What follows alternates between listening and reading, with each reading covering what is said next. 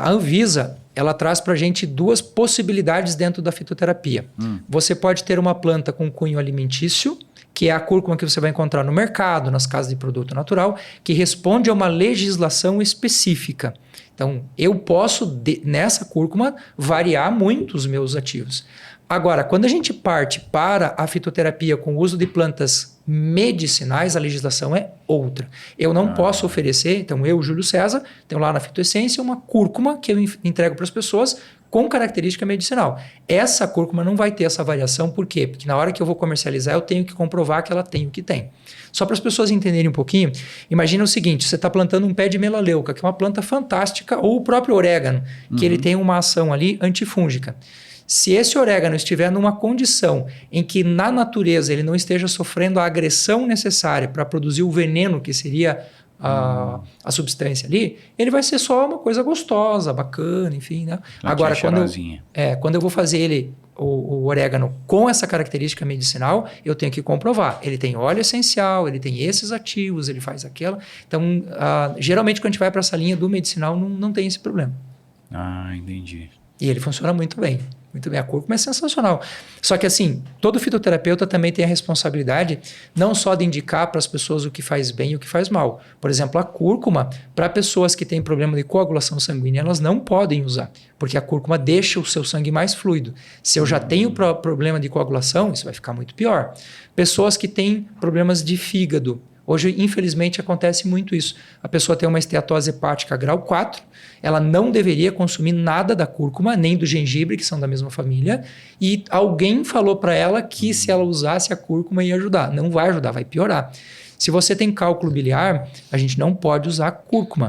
Por quê? Porque ela expulsa esse cálculo. E se ele tiver um calibre que é do tamanho suficiente que tranca o duto hepático ali, a pessoa pode ter uma pancreatite e morrer em 2, 3 dias. Então não é assim, sai por aí consumindo, né? Tem que ter toda uma lógica, tem que procurar um fitoterapeuta, conversar com ou médico ou nutricionista. Hoje a fitoterapia é uma especialização de 9 profissões, além do fitoterapeuta poder ser um fitoterapeuta independente, né? Então sempre é bom conversar com esse povo. Porque o viés mais forte assim da fitoterapia é justamente em contraposição ali com os medicamentos, ter muito mais segurança, muito menos efeito colateral, né?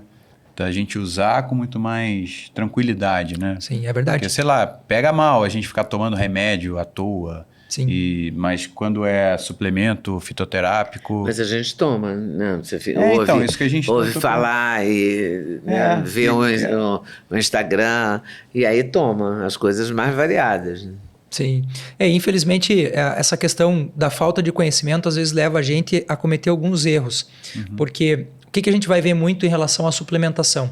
Existe uma legislação que diz... Esses ativos aqui podem fazer parte da suplementação. E a Anvisa vai dizer, esse é o valor mínimo, esse é o valor máximo. E o que as empresas fazem hoje? Pegam mais ou menos de todos ali, a legislação não está dizendo que não pode, eu misturo tudo e entrego para o público. Só que não é assim que funciona na prática, porque as dosagens de uma coisa, elas vão interferir na outra. O que a gente vai ver muitas vezes num suplemento como esse que a gente tem aqui? Está escrito assim, ó, esse ativo aqui, o zinco, tá escrito lá assim... 80% da dose diária. Você fala, mas por que o cara não dá logo 100%? Porque se eu aumentar demais ele vai interferir no funcionamento do outro. Exemplo, se você tomar a vitamina C aumenta a absorção do ferro.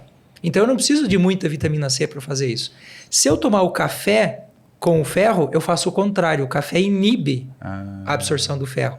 Então, para a gente chegar numa fórmula equilibrada, não é só misturar para ver o que dá. É uma alquimia. É uma alquimia. Para chegar naquele magnésio que você falou antes ali no off ali, né?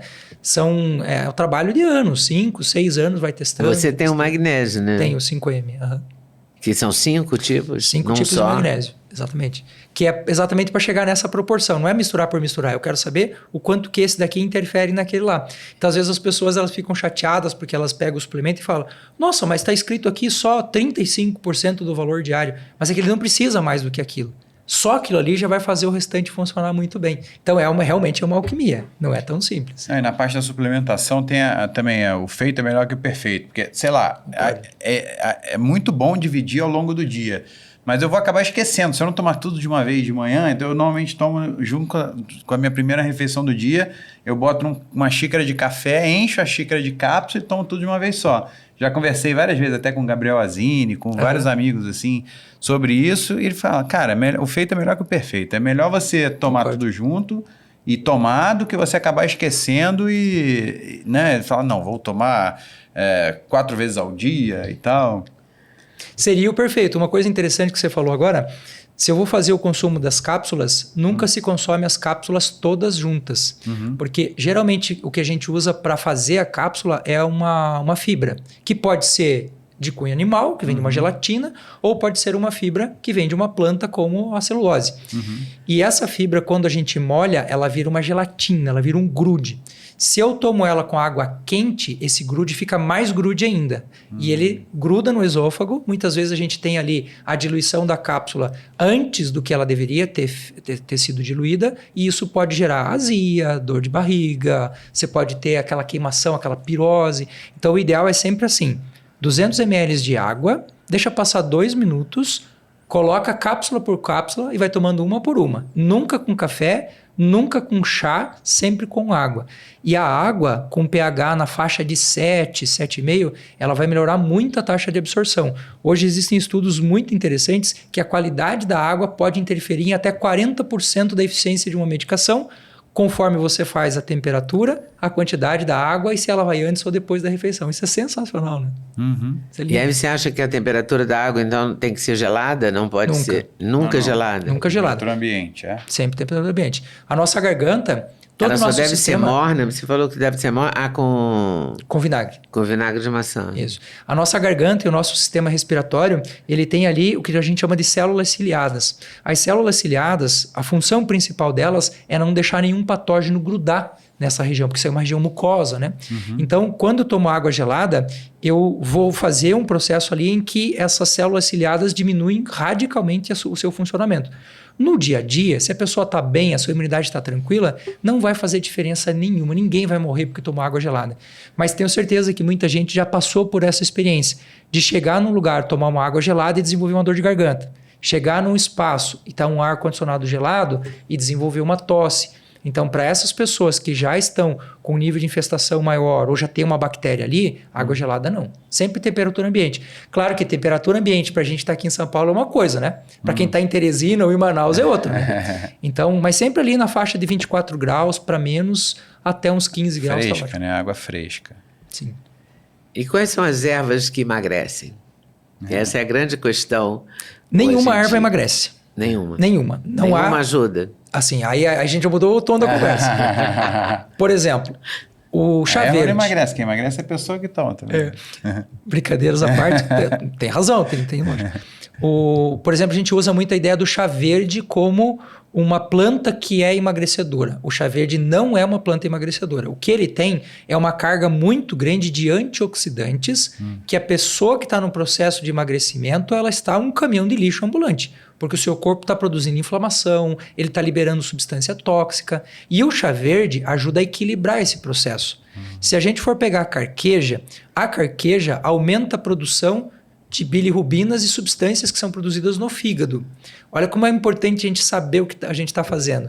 Se eu faço uso da carqueja e eu produzo mais bile, a bile é feita, na sua grande maioria, de colesterol. Então eu vou ter que usar mais colesterol para poder fazer mais bile. Automaticamente eu estou num processo de retirada de gorduras ruins do meu corpo.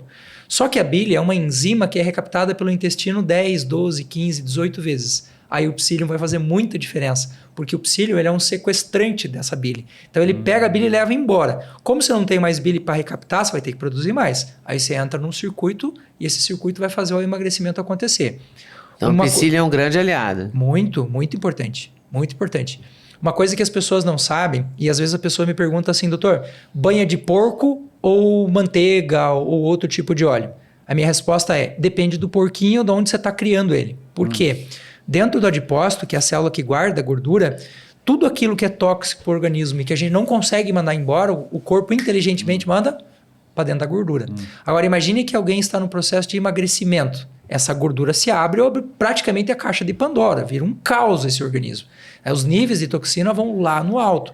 E aí existem substâncias quelantes que vão ajudar muito. Então, a alcachofra, a laranja moro, que é sensacional para isso.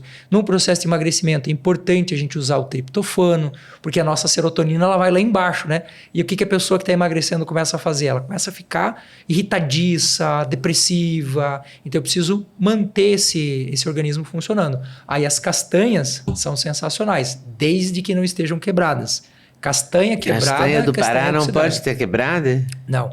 Quanto maior o contato que ela tem... né? Se ela tiver íntegra, né? Mas se ela tiver só inteira, não precisa estar dentro da casca, mas só inteira, com aquela casquinha, ela já tem um tempo muito maior. Se eu quebro a castanha, essa castanha vai estar em contato com oxigênio. E ela vai criar oxidação. A oxidação vai tornar essa castanha imprópria para o consumo. Isso é lei no Brasil. Só que entre a lei e a fiscalização existe uma lacuna gigantesca. A mesma coisa acontece com a linhaça. A linhaça é uma Se substância... tiver quebrado, eles vendem mais barato, né? Mais barato. Que é para sair rápido, né? Também. E aí, gostou desse corte? Gostei muito, mas eu acho que vocês devem assistir a entrevista completa, que está no YouTube, Leda Nagli, esperando por você. Essa série Hoje Nagli, o Encontro de Gerações, está imperdível. Vale a pena conferir, hein? Com certeza. Se Deus quiser.